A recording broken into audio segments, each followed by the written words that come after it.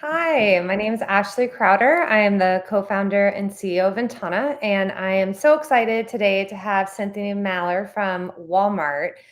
She is the head of 3D creative technology. Welcome, Cynthia. Welcome to you too. Thank Good you. morning here on the West Coast and good late morning. It's so great to talk to you. This is a wonderful treat for me.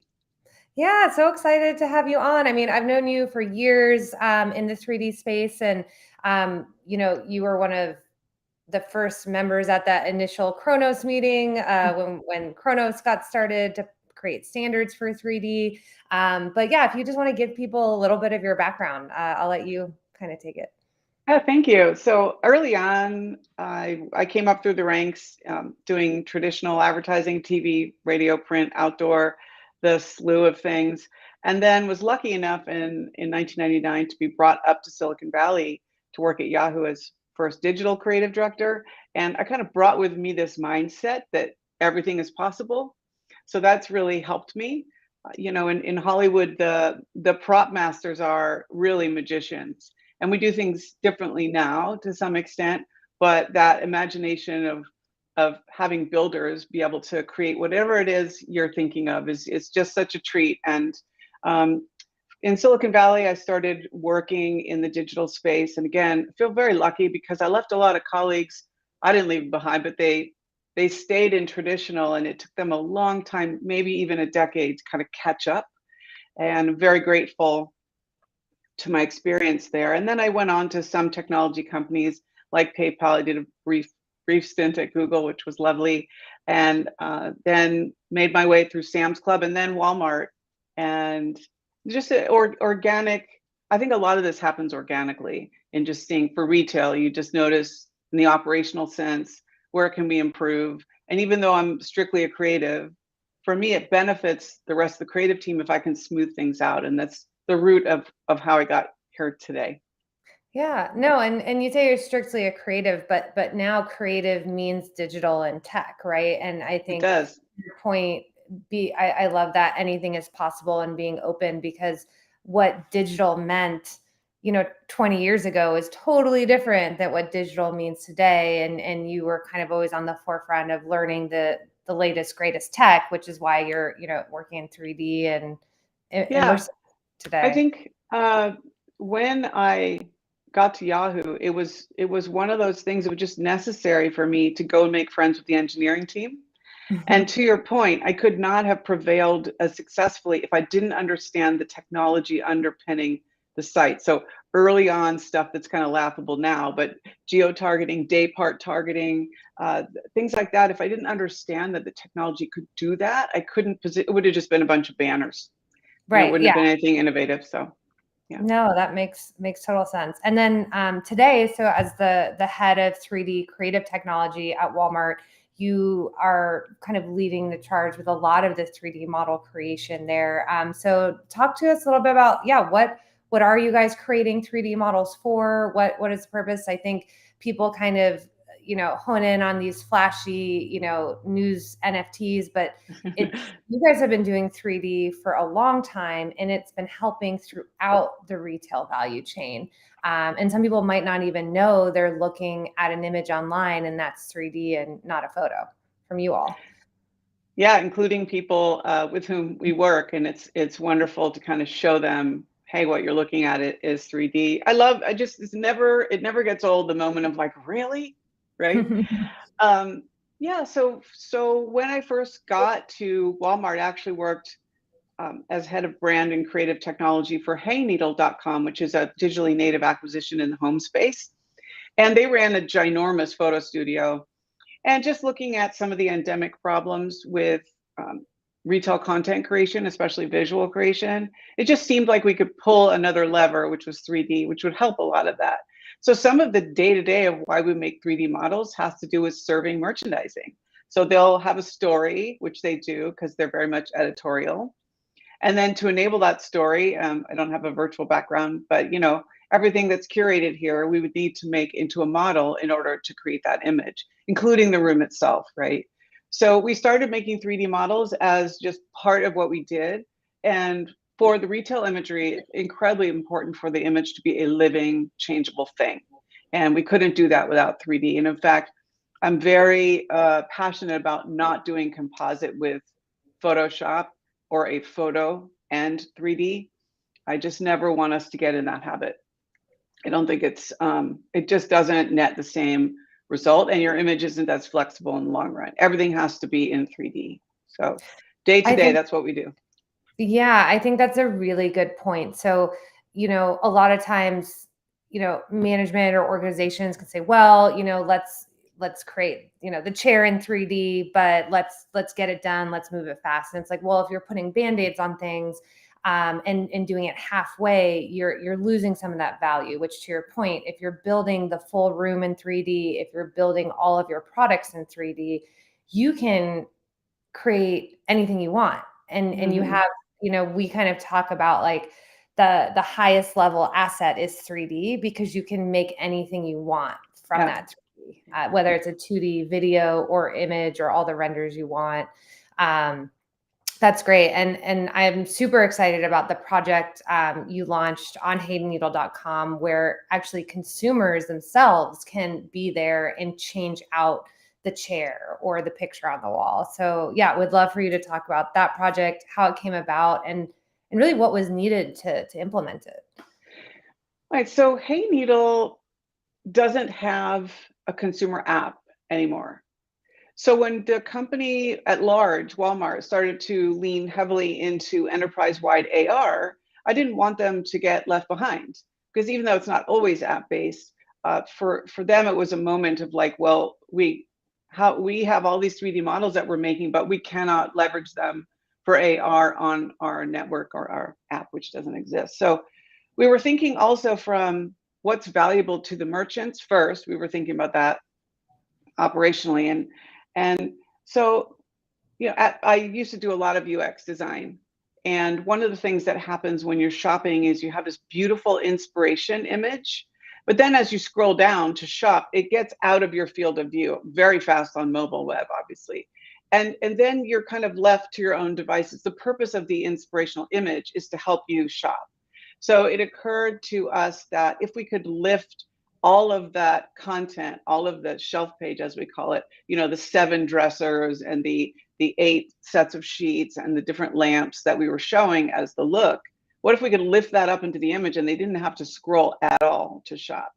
That was the first thing we said to the merchants. Imagine if instead of curating just 7 things, like 1 TV stand, 1 dresser, 1 couch, what if the whole collection that you're trying to sell could be leveraged in 3D, and the consumer could shop that whole thing and configure a room? We had some assumptions of how it would improve performance, but with anything new, when I first saw the numbers, I'm like, let's cut those in half for what we're trying to promise will happen, to fund and expand the program.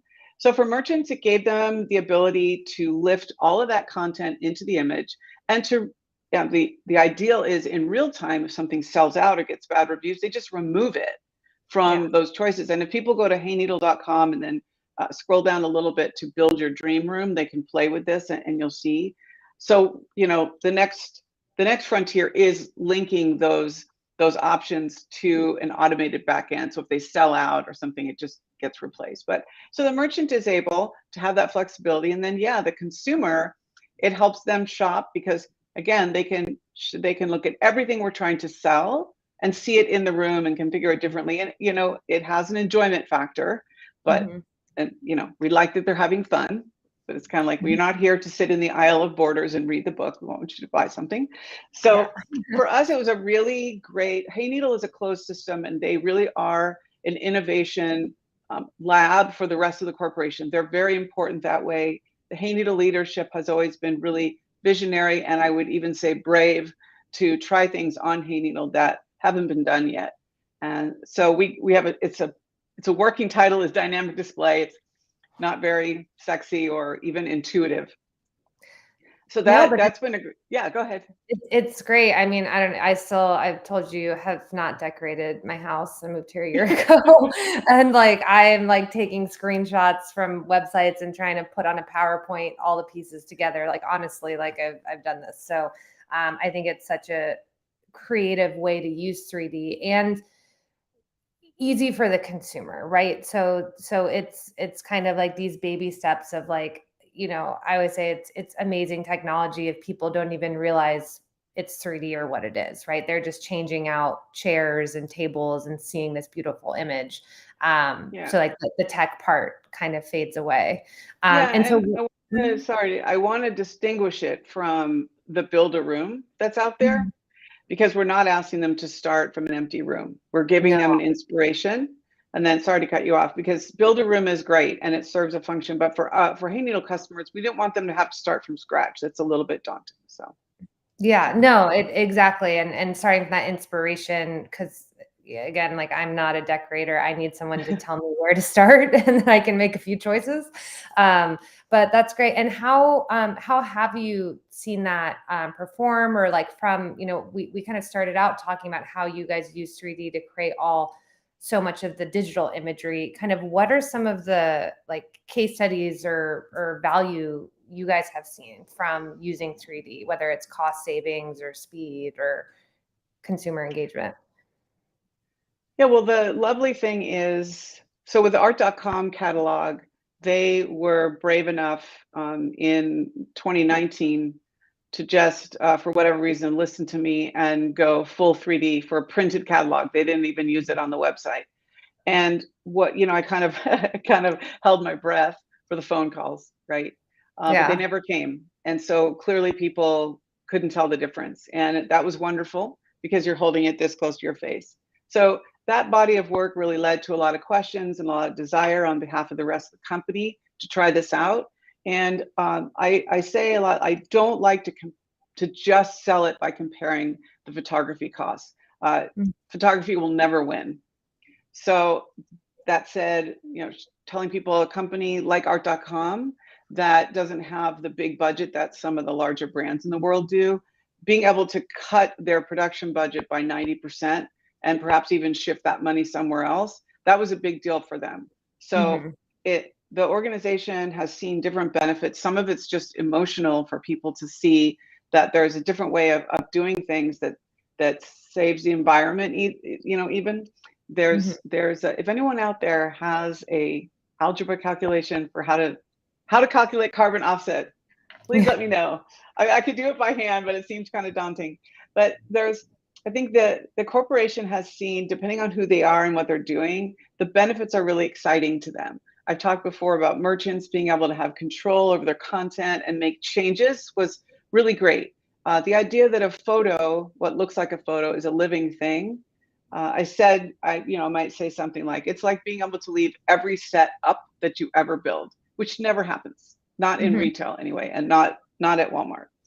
So the idea that for the creative people, they can come back to something they've built already and make some changes if they need, and for the merchandising organization having control, and then at large, the cost savings, I look at it more like being able to save some money and then reinvest that money in maybe a beautiful TV spots that we do, or beautiful fashion shoots or beauty shoots, things that really could use some love and would benefit from that. So this, for the photography organization, the creative organization, this has been a great lever to say, let's take this body of requests that would look really great in 3D, and let's do it in 3D. And then you can take, if you want, you can take those savings and put it back into other projects. So sometimes I think a lot of companies, it's not like we just want to spend less. It's like, Mhm. how can the investment mix? I always say, I'm not Walmart leadership, but I have a feeling if they just want to save money, they would just do less photos, which we don't Yeah. want to happen. So, Yeah. yeah, No, I totally agree. And this is not, we're never going to replace photography, no, but I think your point of using photography for those, iconic shoots, or the big project you want to do, and being able to use 3D for, the rooms and the other things that could make sense. Right. yeah, It's a balance. And then, so we've talked a lot about, the 2D renderings and that you can do from 3D, but you guys have, obviously also have like augmented reality and letting consumers be able to like place the furniture in their room true to yeah. size. Would love to hear more about, how that got implemented, how you guys are seeing it roll out. And I think you guys are also unique in that you have so many merchants. I'm also curious how you're working with merchants, creating their 3D assets or getting their 3D assets. That I think that's really interesting as well. Yeah. So we talk a lot about shared libraries, and that's something that we have to get merchants from different business units together to really, really leverage in a big way. And they're starting to really build an understanding of the value of that. Everything that we curate and model for one merchant in one scene, yes, they can leverage all of those models again for themselves, but they can also share it with a completely different category, because all of the furniture might become props in an electronics image, one that sells electronics. And so that shared library is really important for everybody to start to understand the investment in modeling every single thing and making imagery. And then for AR, I think, so we have a very tight relationship with emerging technology. We really work in lockstep. And we wanted to try, the company wanted to lean into AR. And one of the first forays into that was back to school. You're building your dorm room or whatever it might be. And so that, home is a very large category. We work on a lot of other categories, but that was a great use case and kind of a confined period of time as well. And so based on the results of that, they're feeling like, consumers can really benefit in other categories from that. I mean, even from as simple as it's TVs on a wall. I mean, it may not be the most amazing 3D model to make, but boy, oh boy, what a use case, right? Yeah. So many people can relate to, a couple things with TVs that are important. It's not just, does it fit in the wall? It's like, when I'm that far away from it, Yeah. can I still see it? Back in the day when I bought a television in my living room, I literally had to try to back up in the store and see if I could still see the picture. So there's, making 3D models is not always the most exciting model, but being able to give consumers that many tools is just exciting. So with AR, I mean, there's so much more we can do. I think with the Hey Needle project we talked about, I wonder if there's a way, once the room is configured someday, to push that into an AR, a web-based AR experience. Or once the floodgates open and you have enough models, that's the thing, is you need to model everything. My mission a lot of times is that proactive modeling. Even if it's not going in a certain image, if you're doing American Farmhouse refresh, what is your entire collection? Let's model that now. Yeah. So AR is definitely a priority, as it is for many, many retail segments. And I'm just proud of that team. I can't claim anything for how beautifully they built the experience. One of the things we really wanted to do to differentiate was we wanted the quality of the model. Now, as you know better than anyone, it's a dance between the poly count and the ability to move it real time.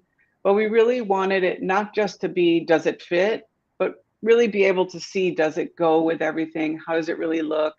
And that's nothing I did. That's the emerging tech team and the wizards on those teams. And I think they did and are doing a really beautiful job with that.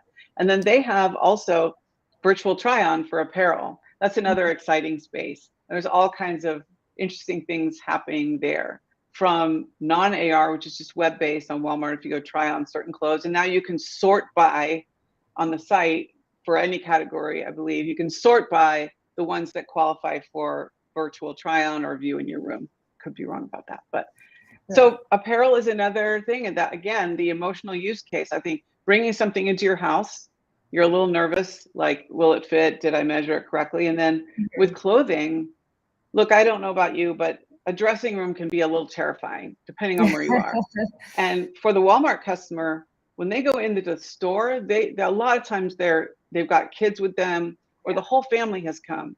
And you just don't have time to, hey, I have these 7 things I want to take you to the dressing room. Either everybody comes, which is not going to happen, or you don't get the chance. So virtual try-on for the Walmart customer is a really wonderful use case. I can't speak for other retailers, but for Walmart, just based on the psychographics and literally what people are doing when they're shopping, it's lovely to lift that off, the burden off of that, and have them be able to try it on virtually.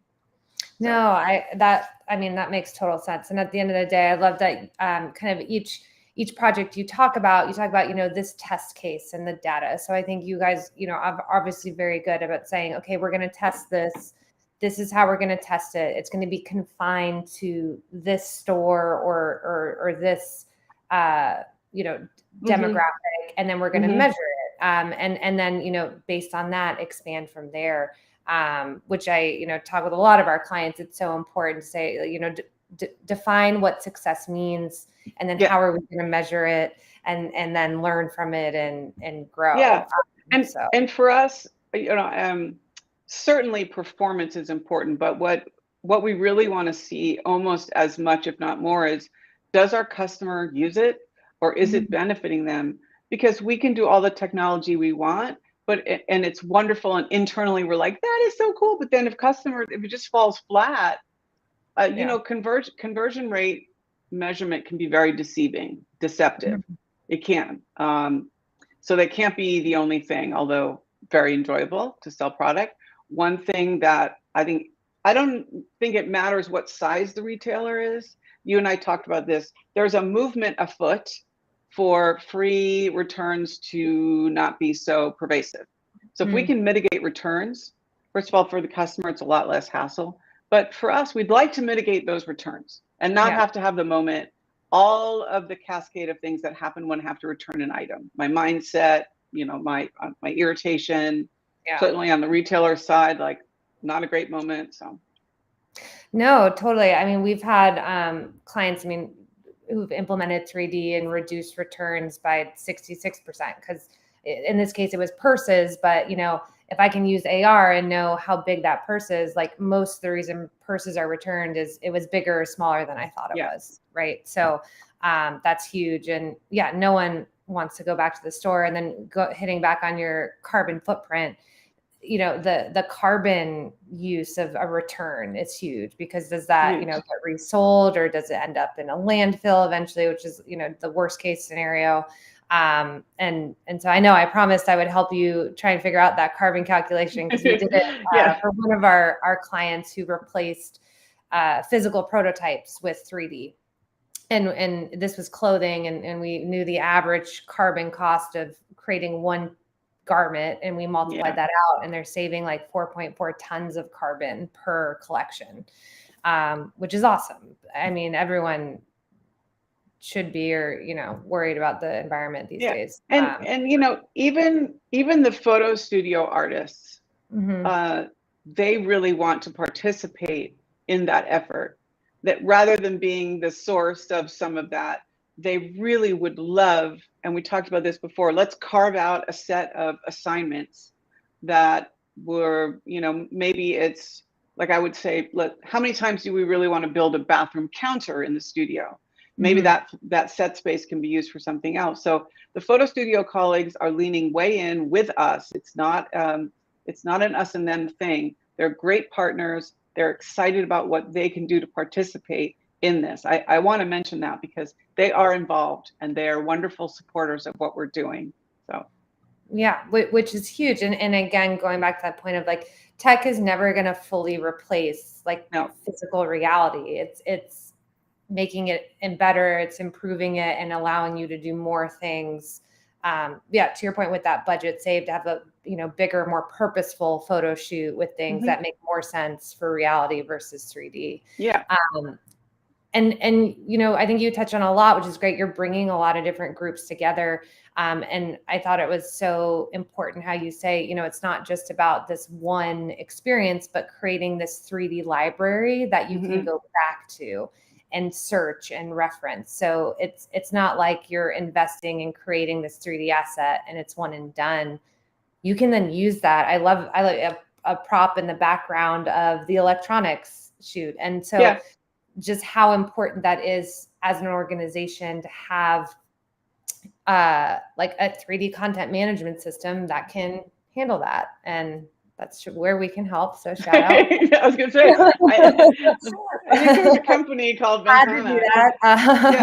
I think there's two things in this industry that keep coming up as pain points. One certainly is CMS, because you can't start to talk about scaling without thinking about that part. My head of operations is a genius, and she's the one that keeps us honest. She's like, you can't, Cynthia, you got to calm down, because you can't start going from, 5 figures of models to 6 figures of models without thinking about all of the things about organizing them. The other thing is QC. Again, carbon footprint formula, great. But I have not met anyone for retail who doesn't need, at some point, human eyes on those models. To mitigate returns, you've got to have, you can make the model quickly, more and more so, but I really need to see. We have a couple futons, for instance, that have a USB port, and we've missed that a couple times. Like, oh, okay, I didn't see it. Very important selling point, it wasn't there. So yeah, no, the QC is so important as we talk about, we've talked a lot about like 2D renders from 3D models, and then real time.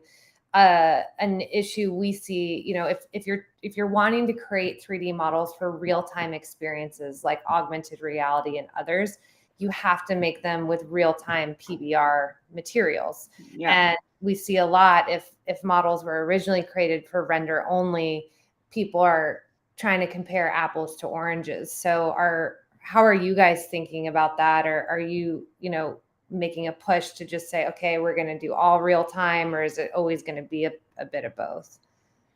Well, we started with a use case that didn't require real time. And for a couple of years, we stayed small enough, and the shared library was, small enough that we weren't really worried about that. But now that we want to set a standard for the model, whoever's making it. There is no way, as much as I would love to be that single source of truth, the largest retailer, there's a lot of people in the organization that need to make models for whatever they're working on. And we want to set that standard, like, that's fine, but please start with this type of file format to begin with. I think more and more learning from people like yourself about, look, if you're going to scale, there are certain things you need to think about, use cases you need to think about for that asset to really be able to scale going into the future, especially. So I don't know if we've figured it out yet, but at least we've flagged that it's something we better think about now. So yeah. And I think that's so important, because at the end of the day, especially someone as big as Walmart, you're going to have vendors, you're going to have merchants creating assets. But if there's clear guidelines and rules people can follow, and to be honest, most people want some of those, like, where do I start? But being able to have guidelines and even shared material libraries, we've seen so much speed up content creation, and just make sure that brown leather is the same brown leather look with everything, Yeah, that gets into machine learning a little bit, but again, if we plan things, if we're planful ahead of time, then we're set up for those moments as well. And through yes, we're huge, but we do. Even though the catalog is very large, we don't sell Ferraris, so we don't need to worry about those PMS colors and those machine parts. Someday, maybe. Yeah. Cool. Well, yeah, for companies that are kind of just getting started, just looking into starting to do 3D for their goods, what do you suggest to start? Like, what is some advice that you give? First, take a look at what are the operational pain points that 3D can help and even enhance. And then you ask yourself, is the customer experience suffering from any of those operational problems? Sometimes it doesn't. People never know what's duct tape behind the scenes. But so looking internally, is there something that we can help, either, again, cost savings or time savings? And then the customer experience, what is that? You don't want to start to make assets or do a technology test if it's not solving a problem that you already have.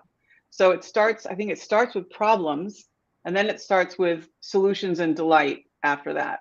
And then making 3D models, thinking ahead of time for the use case, but planning for the future. I think we talked about this. If you're only thinking about AR, please don't just make decimated or low poly models. Start with high poly, guaranteed you will need that in the future. And it may take, a few more seconds or a few more dollars but that's important. And then think about where are you going to store those models? What is the metadata that needs to accompany it? How are you going to support this operation? In the beginning, everyone starts to do 2 or 3 jobs in addition to their day job. But at a certain point, having specialists really makes a difference.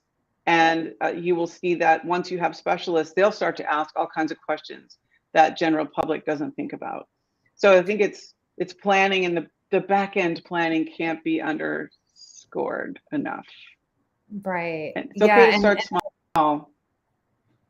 Yeah. And I love that you said start with high poly. Because if you start with a high poly asset, you can create anything you want from it. And yeah, it needs to be optimized.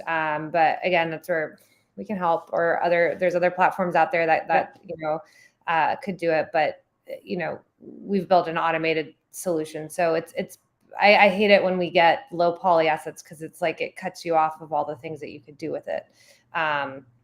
Because you basically, every medium, whether it's your e-com site, whether it's Facebook, Snapchat, et cetera, like they all have their different 3D model requirements. But if you start with the biggest, you can just make sure you have the highest res image on each platform that each platform will accept,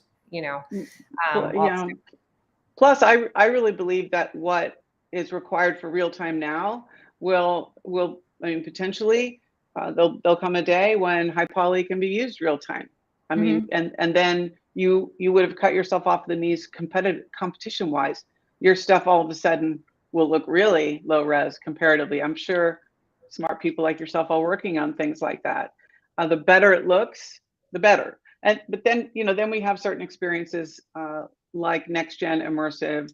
I don't like to use the metaverse word, but next word immersive, where those type of files have their own life and their own needs. And you can get ahead of yourself a little bit. But I just say, if you're starting, don't worry about starting small.